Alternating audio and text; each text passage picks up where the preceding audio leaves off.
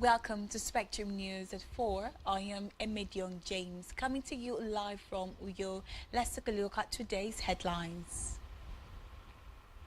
President Tinubu seeks Senator confirmation of Oludare as MD of NDIC.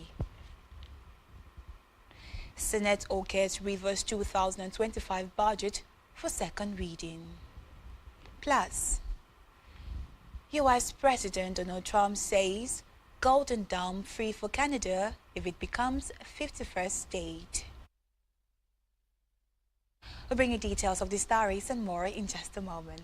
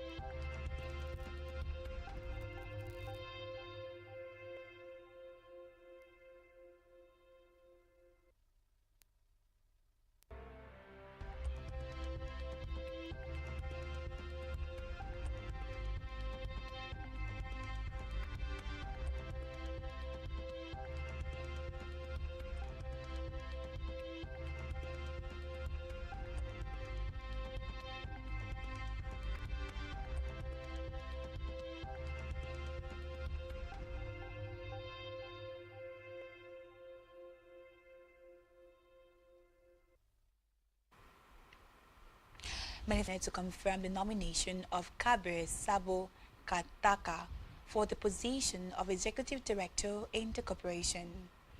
Senate President Godswill Akpabio read the President's letter during plenary. After reading the letter, Akpabio referred the request to the Senate Committee on Banking, Insurance and Other Financial Institutions for further legislative work and to report back as soon as practicable.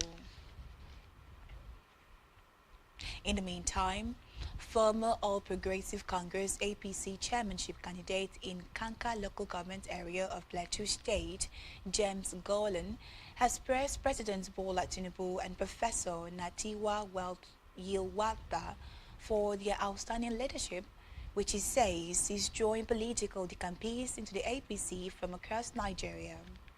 Speaking to reporters in Jos, Golan, a retired chief superintendent of police, said President Tinubu's administration is steadily transforming Nigeria and repositioning it for effective governance, especially in areas of security and socio-economic development.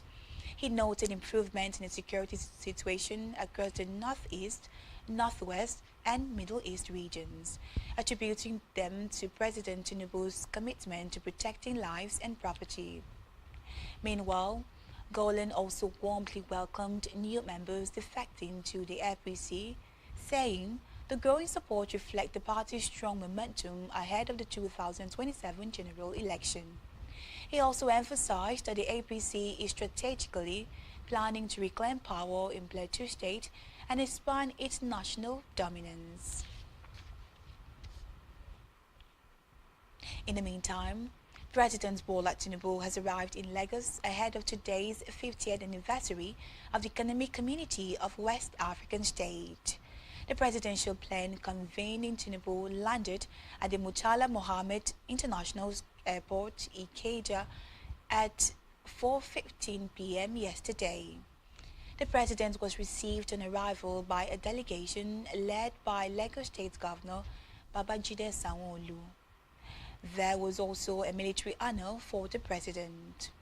Tinubu will join all the regional leaders and dignitaries to celebrate the 50th year existence of the regional bloc. In a statement by the Special Advisor on Information and Strategy, Bayo Onanuga, President Tinubu, who is the chairman of ECOWAS, will highlight the economic bloc's milestone at their event. While in Lagos, Tinubu will also on Saturday inaugurate some projects undertaken by his administration. Among them are Section 1 of the Lagos-Calabar Coastal Highway, Lekki Deep Sea Port Tax Credit Concrete Road, the flag-off of Section 2 of the Lagos-Calabar Coastal Highway, and the 7th Axial Road. Tinubu will also observe the Eid Kibar prayers at the State House, Dodan Barracks, before returning to Abuja. Now to the Green Chambers, where the Senate has approved the Rivers State 2025 budget for a second reading. The budget was presented by the Senate leader, Senator Michael Okweyemi Bamidele, today. Bamidele explained that the Senate has assumed legislative powers over Rivers State following the declaration of a state of emergency in the state. Supporting the motion, Senator Solomon Adiola emphasized the urgency of passing the budget to ensure that the people of Rivers State feel the impact of governance. Meanwhile, with no opposition to the motion, the Senate President Godswill Akpabio conducted a voice vote and referred the budget to the Ad Hoc Committee on overseeing the Rivers State of Emergency for further legislative action.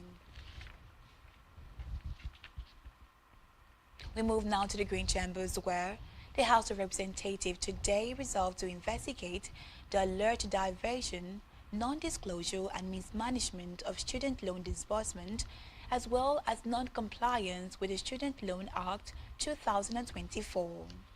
The House also asked the Nigerian Student Loan Fund, NELFUN, to take steps to report to relevant authorities and sanction any institution found to operate in violation of the Act establishing the fund and guidelines for its operations. Meanwhile, the House further asked NELFUN to implement and advance its solutions to enhance verification of students and participate in institutions and streamline processes within the system. Adopting a motion of urgent public importance sponsored by Aliyu Mustafa Abdullahi, PDP Kaduna, the House directs all tertiary institutions to immediately make refund to students who paid their tuition fees before the NELFUN loan disbursement. Leading the debate in the bill, Abdullahi recalled that the Student Loan Access to Higher Education Act 2024 was enacted to ensure transparent, timely and equitable access to interest-free loans for all Nigerian students pursuing higher education. In a separate development, the Economic Community of West African States, ECOWAS, has commenced its 50th anniversary celebration with a series of high-level commemorative events in Lagos, Nigeria, held on the commitment to deepening regional integration and development. As part of the milestones, the ECOWAS Commission unveiled its long-term vision to transform the organization from an ECOWAS of state into an ECOWAS of people, peace and prosperity to all by the year 2050.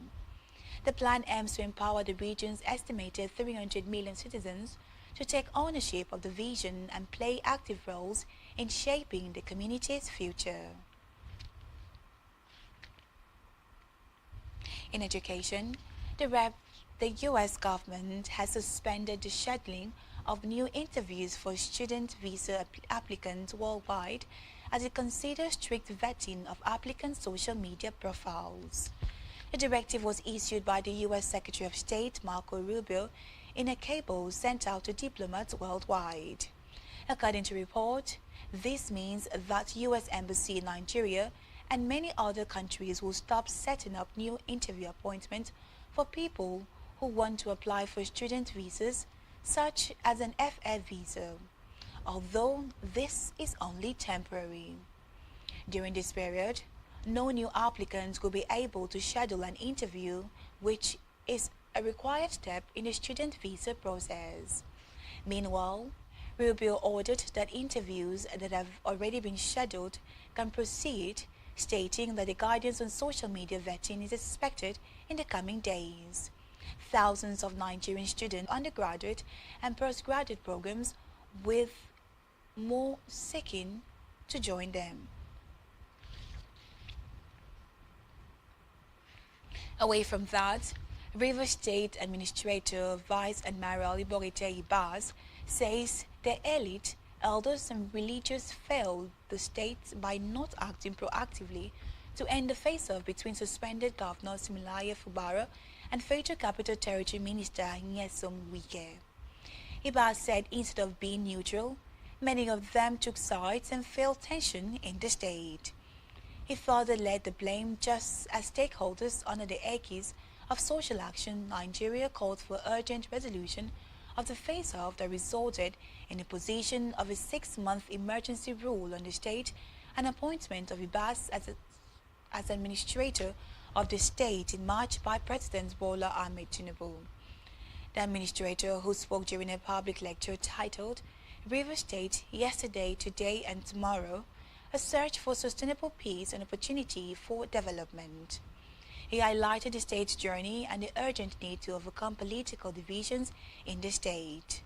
Meanwhile, Ibas reflected on the state's struggles for identity and self-determination since its creation in 1967, saying, Rivers emerged as Nigeria's second-largest economy with a $28.4 billion gross domestic product and over 40% of Nigeria's onshore crude oil production.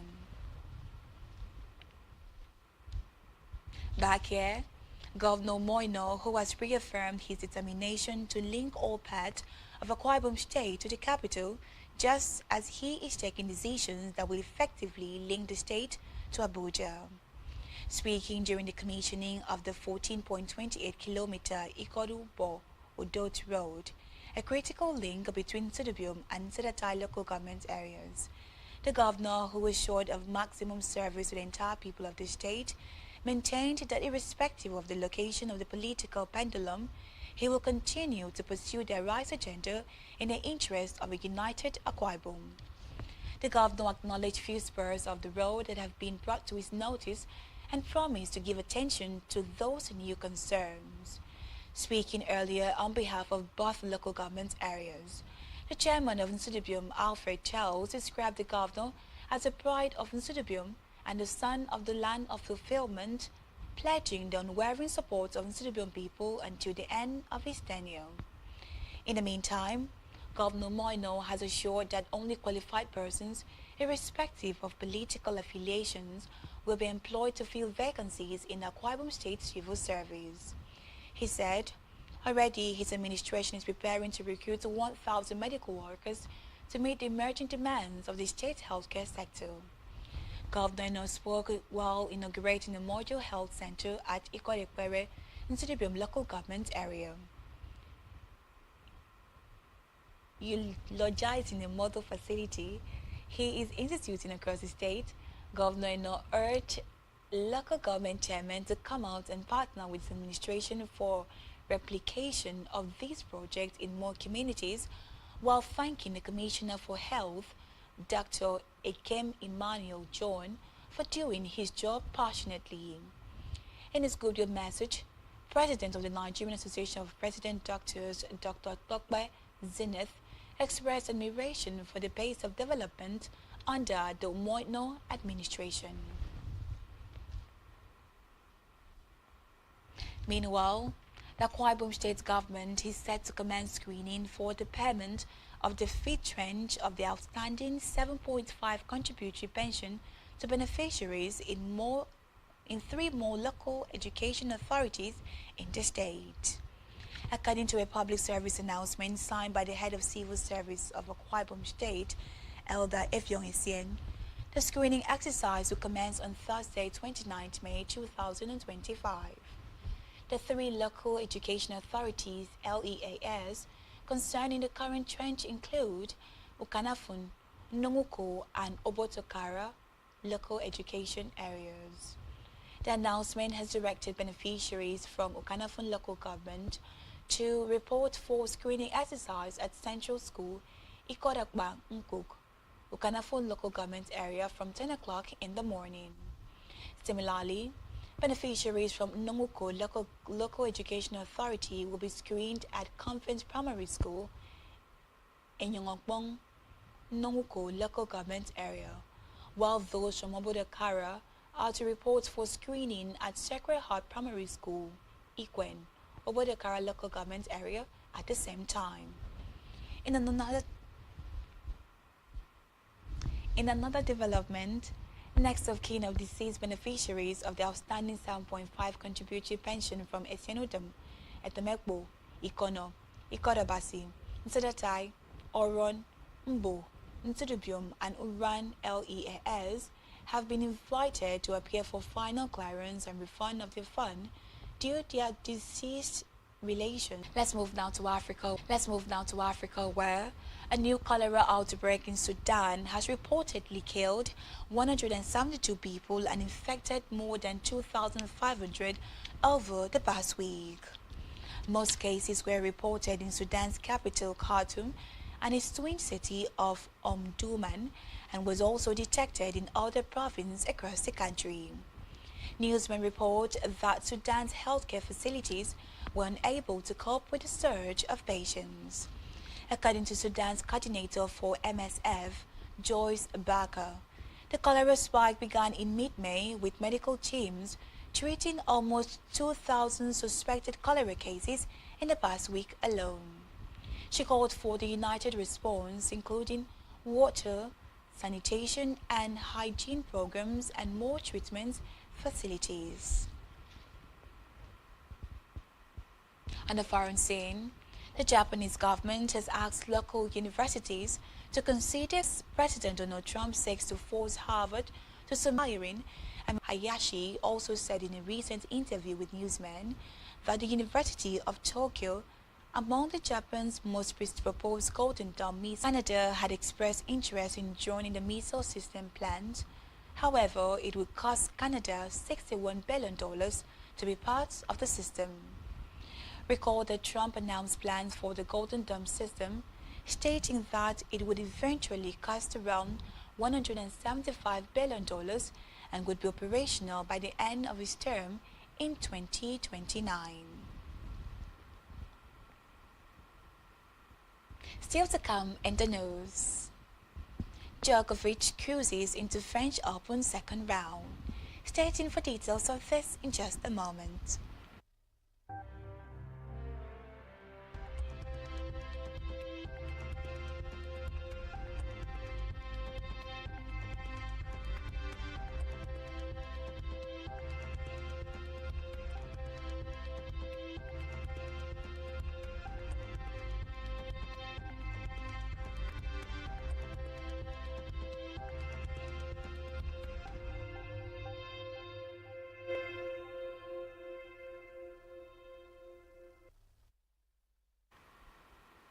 Many thanks for staying tuned. Now let's go over to the concluding part of today's stories.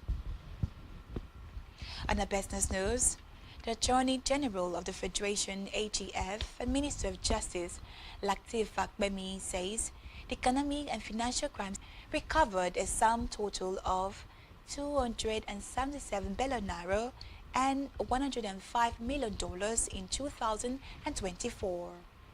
Accordingly, the EFCC recovered 248 billion naira, $105 billion and 753 duplexes in 2024, even as the ICPC reclaimed 29.685 billion naira in cash and 900 and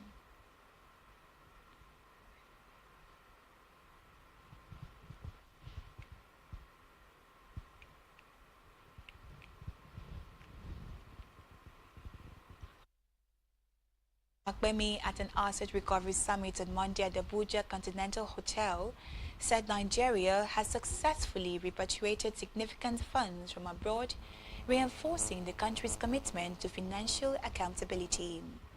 The event was titled Synergizing Towards Effective Asset Recovery and Management.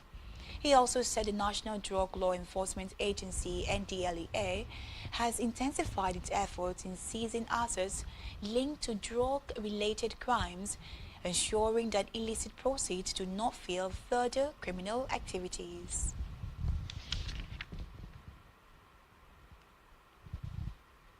On a health news, Nigeria has taken a significant step towards improving its pharmacovigilance system as the National Agency for Food and Drug Administration and Control, NAFDAC, intensifies efforts to enhance patient safety and close gaps in advance drug reaction reporting. Speaking at a media briefing in Lagos, Dr. Uchenna Elemowa, Director of Pharmacovigilance at NAFDAC, emphasized the critical role of pharmacovigilance in public health. Dr. Elemowa explained that individuals' reaction to medication can vary greatly, reinforcing the need for widespread education. Reports say NAFDAC is advancing this mission through the Saving Lives and Livelihood Project, an initiative aimed at strengthening the nation's pharmacovigilance infrastructure. The project includes training healthcare workers, integrating pharmacovigilance into hospital operations, and equipping health facilities with tools for effective ADR monitoring and reporting. Let's move now to sports, where Novak Djokovic got his tilt at the record-breaking 20th Grand Slam title off to a solid start on Tuesday as the Serb beat Mackenzie McDonald 6-3, 6-3, 6-3 in the first round of the French Open. Fresh off claiming his 100th tour title at Geneva last weekend, Djokovic booked his place in the round of 64 at Roland Garros with a straight set win over his 98th-ranked American opponent in under 2 hours. The only hiccup for the 38-year-old 6th seed was his failure to serve out the second set at 5-2, but Djokovic swiftly remended his errors by breaking McDonald to 15.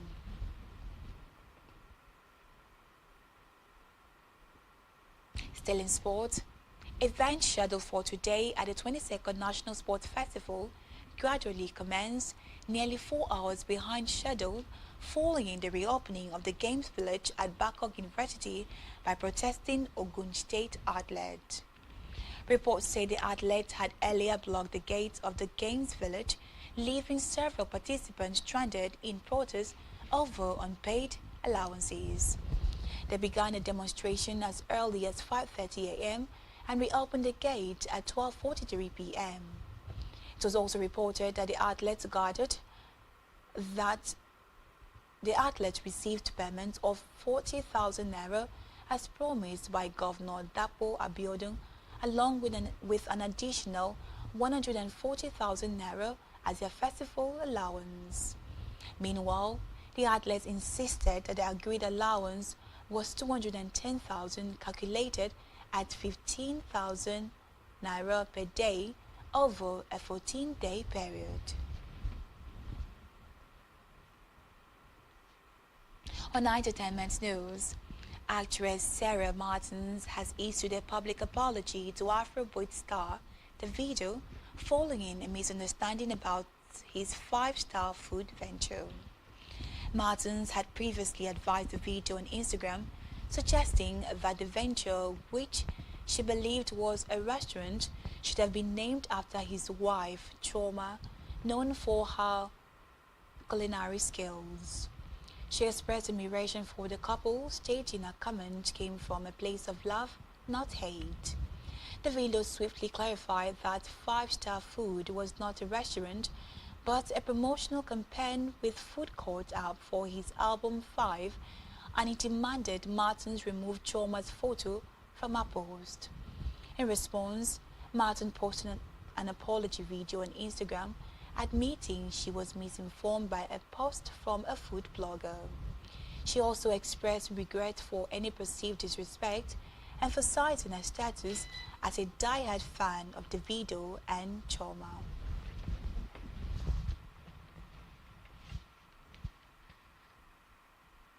And that's all we have for you at this hour.